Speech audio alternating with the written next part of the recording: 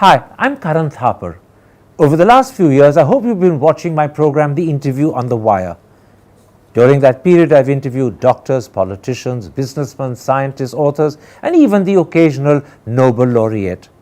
For me, it's been exciting. I hope it's been enjoyable for you.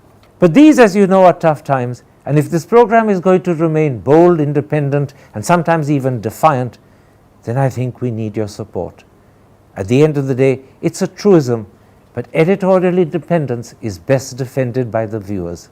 So if you would like this program to remain the way it is, forthright, outspoken, and interesting, then would you consider supporting us? All you have to do is to click on the description at the bottom. But more than anything else, I hope you will continue to watch the interview. Your viewership means an awful lot to me.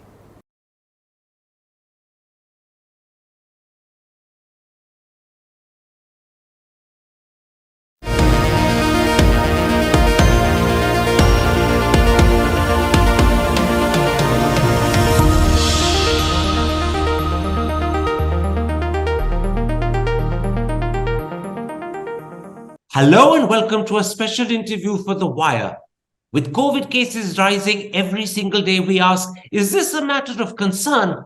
Or is this what we should expect as the country moves towards endemicity? That's the critical question I shall put today to someone whose knowledge of COVID is unsurpassed. A professor of virology at the Christian Medical College in Vellore and a member of the government's COVID working group, Professor Gagandeep Kang. Professor Kang, let me start with a question which I presume is at the top of everyone's mind. How much of a concern is the steady daily increase of COVID cases?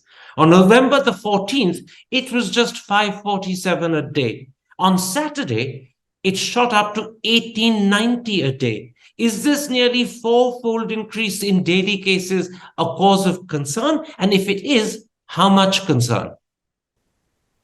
So you're pointing out a four-fold increase in approximately 4 months. Actually, if we look on a shorter time scale, it's a 9 to 10-fold increase over the last 8 weeks or so. And all of these numbers sound frightening if you look at fold increases, but the important thing to remember is that we are actually starting from a very low bar. We had gotten to the stage where we were well under 1,000 cases a day, and now we are at well over 1,000 cases a day. Most of this is being discussed as being driven by XBB variants. And I think the important thing to remember is where we started, where we are today, what this means in terms of public health, what this means in terms of individual risk. So if I classify it like that, the number of cases is not something for us to worry about at the moment. 2,000 cases, even on a low base of testing, is not a humongous number for a population of close to 1.4 billion cases. So in other words,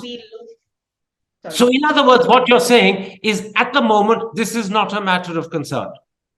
No. And the other thing is the word you used right at the beginning, which was steady increase.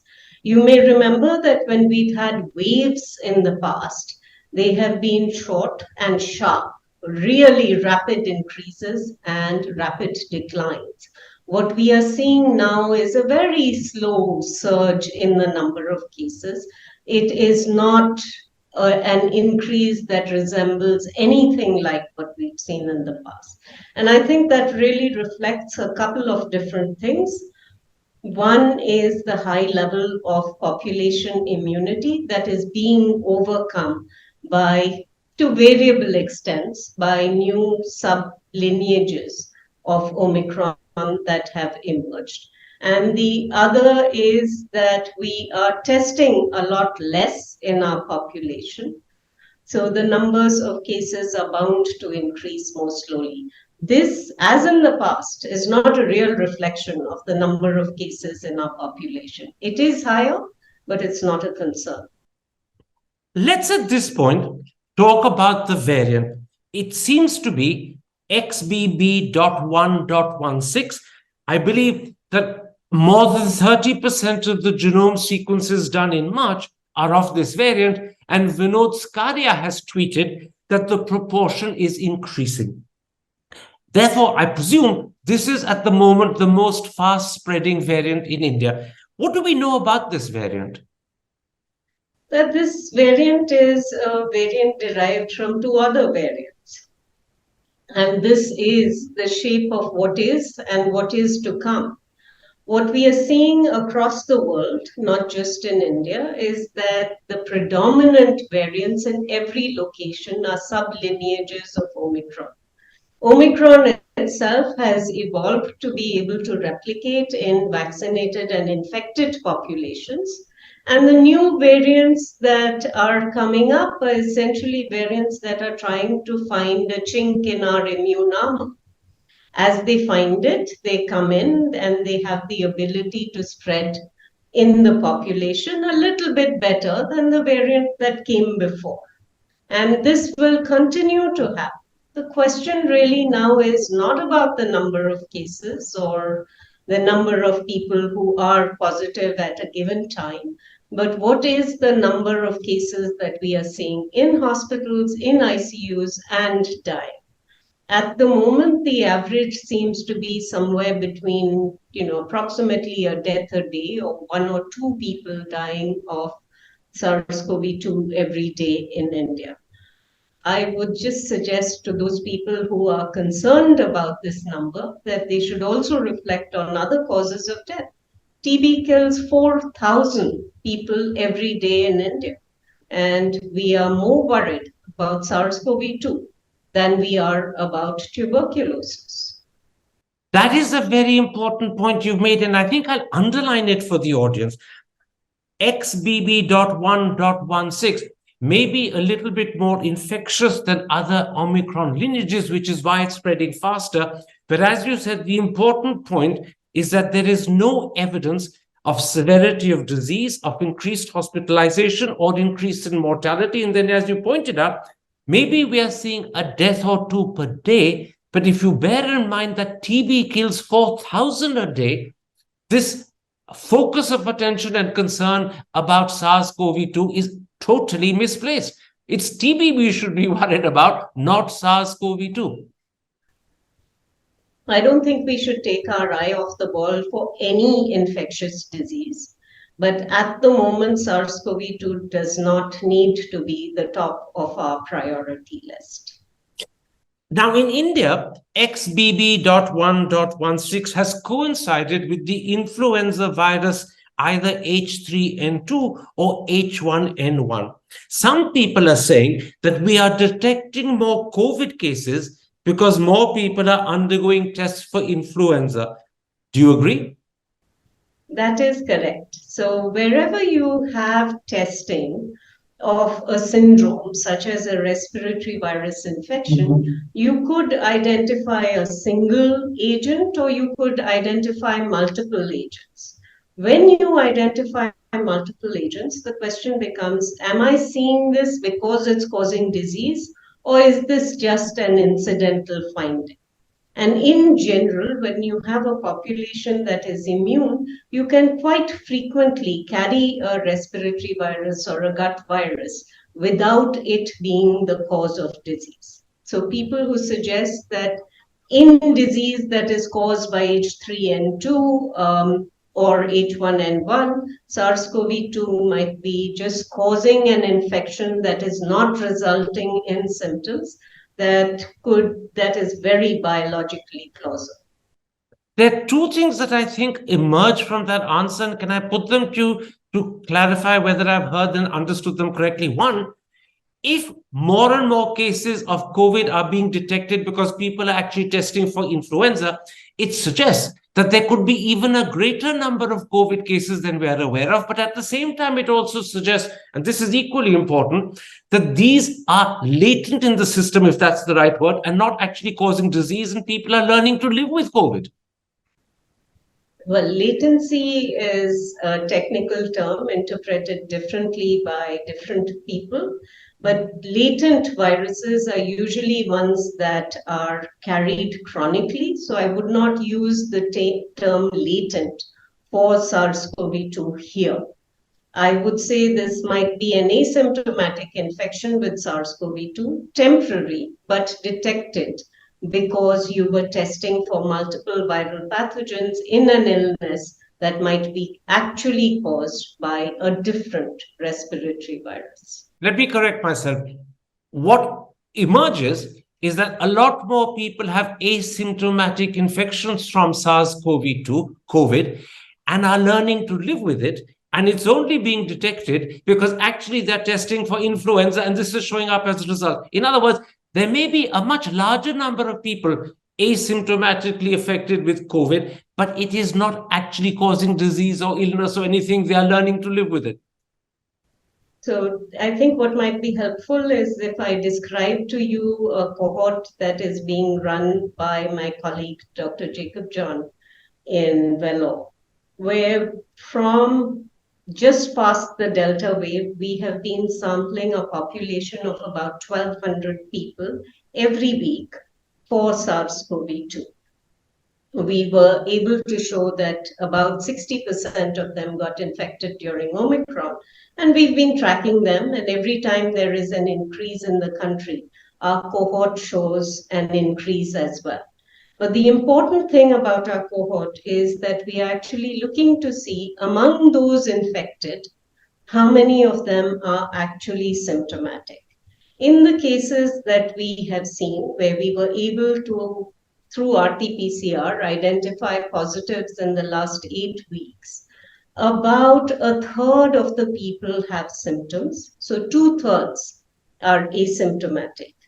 And among those who have symptoms, practically everybody is mild, not even needing to go to an outpatient clinic. So this variant in our population, or the mixture of variants we have right now, which includes XBB 1.16, is not causing a lot of severe disease. Now, this is particularly reassuring, and again, I'll repeat it for the audience. Your colleague, Professor Jacob John, has been studying a cohort of cases regularly since Delta, and 2/3 of the people, which is a very high number, who turn out to be infected are actually asymptomatic carriers of SARS-CoV-2 or COVID. Only 1/3 are symptomatic, and that 1/3 are also only manifesting mild disease, nothing serious. Absolutely. Which then brings me to something the Director General of the WHO said in September when he said, the end is in sight. Now, everyone assumed he was suggesting that endemicity was round the corner or at least visible at the end of the horizon. Now, does this resurgence that's been happening in the last 6 months contradict and undermine his claim? Or is this, as I suggested in my introduction, exactly the process by which endemicity is achieved? We will see small, periodic, short-lived spikes. Well, I've made the argument that we've actually been endemic pretty much post-Delta. We knew the shape of what was to come was actually predicted by Delta, which was that people who had been previously infected, previously vaccinated, had some level of protection, but could not fend off all SARS-CoV-2 infections. That was shown by Omicron and has been shown by lineages of Omicron since then. So we should expect to see this, that we will see surges, we will see declines. There will be periods where there are very few cases. There will be climbs to heights that will not resemble anything like what we've seen in the past, unless we get a variant that is completely different from all of the ones that we have seen so far. Not sublineages, a whole new, completely different variant. But to pick up on how you started that answer, and sadly the voice wavered a bit at that very point, I think you were saying that you have believed for a while that we are either at or very near endemicity, and you see no reason to change that opinion. I have believed that we have been endemic for the last 2 years. For the last 2 years, as long as that? Yes, from pretty much post-Delta onwards, we knew that people were going to get infected and that a subset of them, depending on their prior infection status or prior vaccination status or a combination of the two, that would determine the outcome for each individual infection. I expected that there would be a pattern that would be driven for this respiratory virus, just as it is for other respiratory viruses by environmental conditions. And by and large, that's pretty much what we've seen all around the world. I think with that answer, and perhaps the earlier ones you've given as well, you've actually answered the next two questions I have in mind. But let me nonetheless ask them, because I think it would be useful for the audience to hear you answer them explicitly. As of today, over 90% of people over the age of 12 have had both doses of the vaccine, but only 27% have had the booster dose. Do the present circumstances require a fresh effort to push up that figure of 27% to 80 or 90, or because we have achieved endemicity and you believe we've been there for 2 years, is that fresh effort to kick up 27 to 80 or 90% really not necessary any longer? Only about 10% of our population is over the age of 60. I think for them, there is benefit in 3 doses of vaccine. For the rest of the population, given that they have received 2 doses and most likely been infected, our seropositivity levels last time anyone looked were over 90%. I don't think that younger, healthier populations necessarily need a third dose. So what you're saying is for that fraction of the population, I think you said it was 10% over the age of 60, it might be worth the government's effort to make a fresh attempt to ensure that 10% over 60 gets the third dose. But we don't need to worry about the rest of the population. That's correct. If you would like to receive a third dose and you're younger than 60, then please absolutely go ahead. But whether it will have a humongous benefit for you, I really have my doubts about that. The only other thing that I will say is that based on our data, if you've received 2 doses of Covaxin, then make sure that your boost is with a different vaccine, because Covaxin is a wonderful priming vaccine, but doesn't boost very well. And what about if you receive 2 doses of Covishield? Is a third of Covishield okay, or should it be Covaxin in that case? No, please don't use Covaxin as a booster dose. Use either Covishield or one of the protein-based vaccines. So if you are going to take a third dose, either because you're over 60 and it may be wise to do so, but that only affects 10% of the population, or because you're younger and you want to do it, the third dose should be, regardless of what the first two were, Covishield.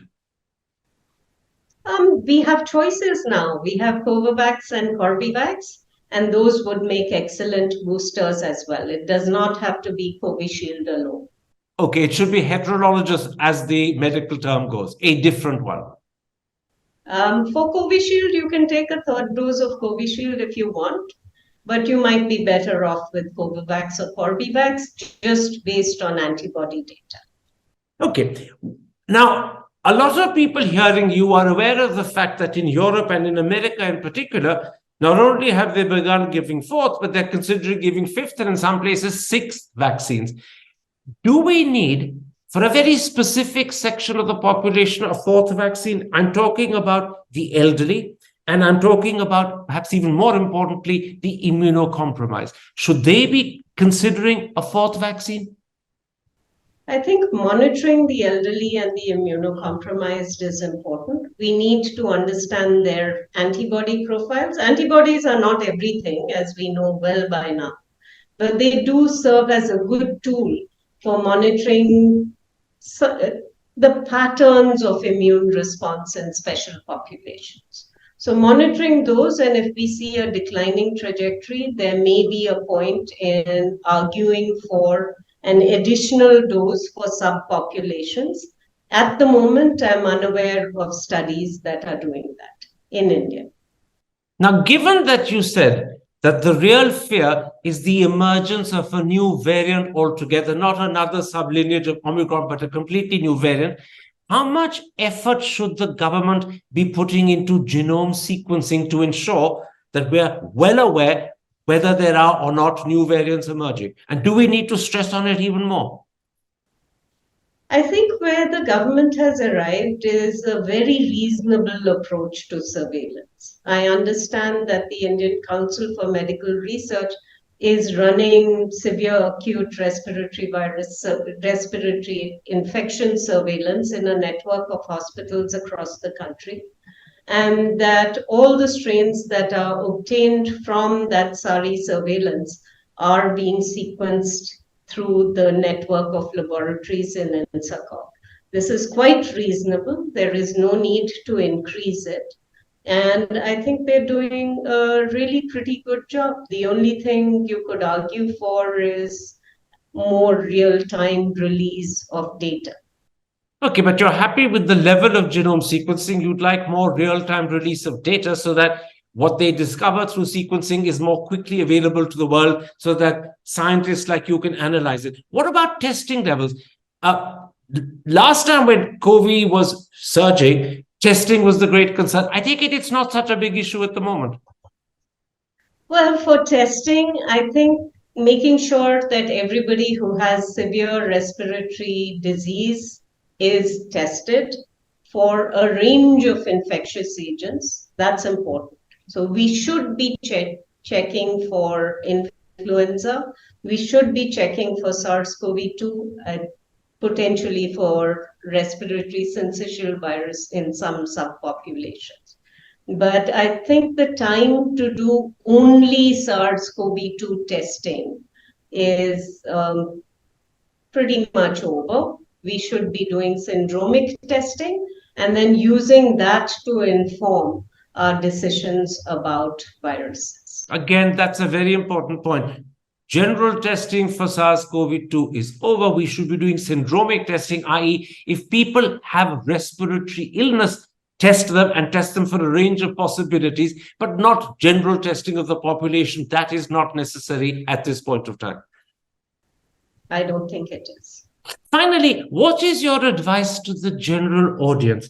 Do we need to increase mask wearing? Do we need, in particular, to be extra cautious in closed spaces where there are large numbers of people? Well, there is an uptick in cases. That's really clear. And as I mentioned from the cohort that we are studying, it's about 1% of the general population is infected at this time. So do we want, I think wearing a mask and the activities that you indulge in when you yourself are not infected depends on your level of susceptibility and your risk tolerance. So if you are immunocompromised, you're elderly, absolutely protect yourself, make sure that you wear a mask. For the younger and perhaps I won't call them bolder, but people who think they are better able to handle infections, it may not be necessary given that you will encounter people without knowing that they are infected. The other important thing to stress is that if you have respiratory symptoms, then whether you test or not, make sure that you don't infect other people. And you can do that by wearing a mask and making sure that you don't place other people at risk of acquiring either SARS-CoV-2 or influenza or whatever else you might be infected. This is very important. And again, I'll take the liberty of repeating it for the audience who are saying if you're immunocompromised or elderly, wearing a mask, particularly in closed spaces with a lot of people present in them, is good advice. But if you're young, it's not necessary. However, if you are experiencing some sort of respiratory illness, flu or influenza, wear a mask because you want to ensure you don't pass it on to others. Absolutely. Professor Kang, thank you very much indeed. I'll conclude by, I think, what for many is the most important reassurance you've given. You believed for almost 2 years since Delta that India has reached a stage of endemicity, and you have no reason whatsoever to change your mind. And as you said right at the very beginning, the daily increase is in fact a slow, steady increase. It's not dramatic, nothing like what we've been through before. And this is not worrying. It's not a large number of people, even if it's just under 2,000, if you bear in mind that we have a population of 1.4 billion. I've seen in that perspective, I think your interview will be very reassuring. Thank you very much indeed. Thank you. Hi, I'm Karan Thapar. Over the last few years, I hope you've been watching my program, The Interview on the Wire. During that period, I've interviewed doctors, politicians, businessmen, scientists, authors, and even the occasional Nobel laureate. For me, it's been exciting. I hope it's been enjoyable for you. But these, as you know, are tough times, and if this program is going to remain bold, independent, and sometimes even defiant, then I think we need your support. At the end of the day, it's a truism, but editorial independence is best defended by the viewers. So if you would like this program to remain the way it is, forthright, outspoken, and interesting, then would you consider supporting us? All you have to do is to click on the description at the bottom. But more than anything else, I hope you will continue to watch the interview. Your viewership means an awful lot to me.